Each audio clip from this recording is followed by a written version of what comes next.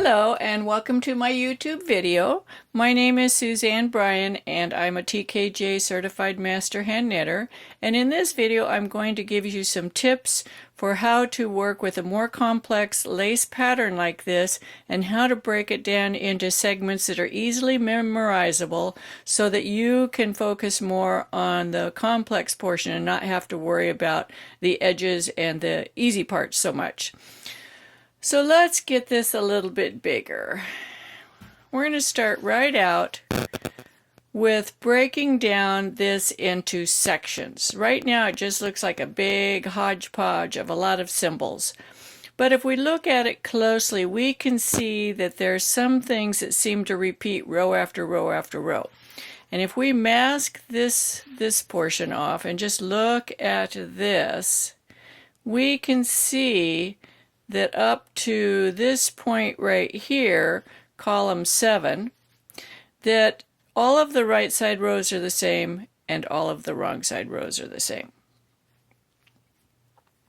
The rows that start with the V are the right side rows and the opposites are the wrong side rows. So every right side row you slip the first stitch, knit, knit, yarn over, knit 2 together, yarn over, knit 2 together. Every right side row is exactly the same. On the wrong side rows, you're going to knit, knit, yarn over, knit 2 together, yarn over, knit 2 together, purl 1. So right off the bat, we can separate that. And what I'm going to do is draw a line down there between row 7 and row 8. So we can see that portion we can stop worrying about because we'll memorize it after the first couple of motifs. Then let's look over here at this side. This is also very similar. If we look at it like this, we can see that row 5 and row 7 are exactly the same. Row 4 and row 8 are exactly the same. Row 12, similar, it has an extra purl. So we can start to also memorize these over here. So really, the only thing we have to concentrate on is this part of the chart in here. And this is what makes the little leaf design. Let me show you what this is going to look like. Knitted up, and you can start to see the design.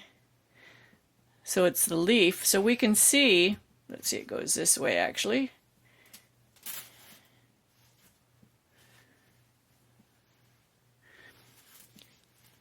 This portion here is actually called faggoting, and this is what faggoting looks like.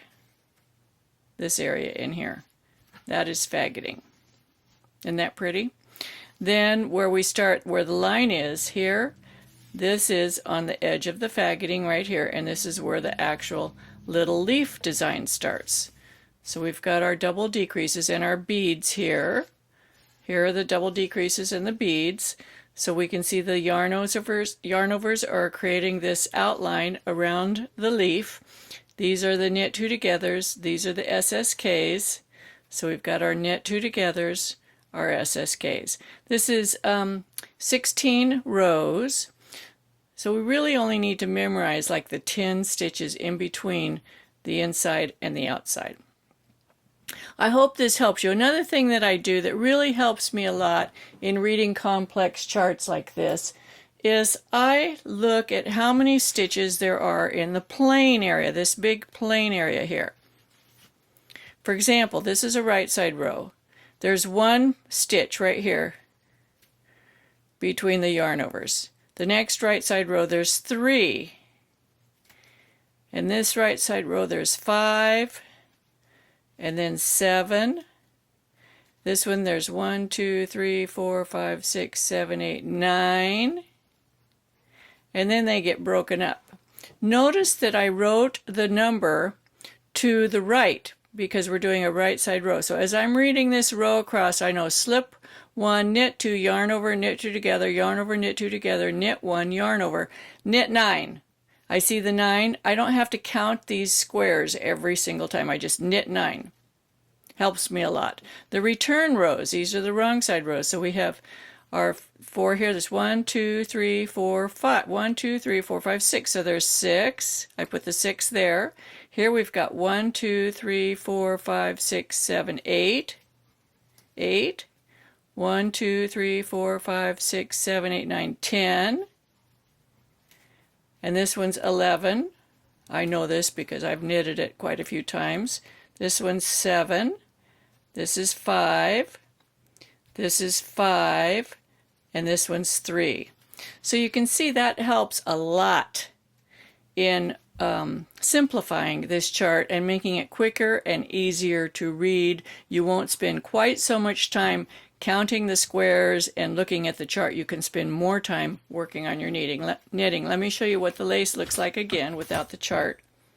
I love this. It's so pretty. Isn't that beautiful? This is part of a tutorial that I have on Ravelry. It's called Lacework, a Skill Building Tutorial by Suzanne Bryan. This is the section on the crescent shawl. And there's one more section following this one on asymmetrical shawl. The previous shawls were a rectangular, a pie shawl, a triangular, then this crescent. There's going to be links down below the video that will tell you all about it. You can find the tutorial on my Ravelry in my Ravelry design page, and I'll also give you links to my group on Facebook. It's called Knitting with Suzanne Bryan, and my group on Ravelry called Knitting with Suzanne Bryan. I would love it if you would join me in those groups. We have a good time and discuss a lot of technical aspects on knitting. And I hope you come back and watch more videos. Happy knitting!